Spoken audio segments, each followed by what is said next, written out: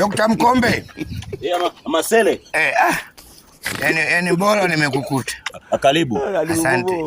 Maana yake nahangaika nikaambiwa ukifika kwa Dr. Mkombe tu shida yako yote naisha. Hapa atakusaidia shida zote, vitu vyote anataka atakupa.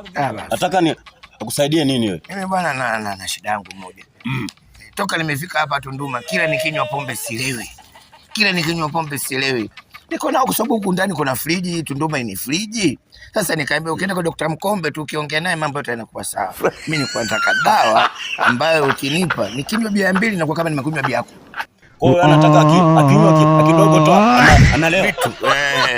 Aweweseka. Sitaki kupoteza hela ovyo ovyo. Apaka dawa hii. Apaka dawa mkononi. Apaka dawa vizuri tu mkononi. Hivi alisema nikupe dawa gani vile?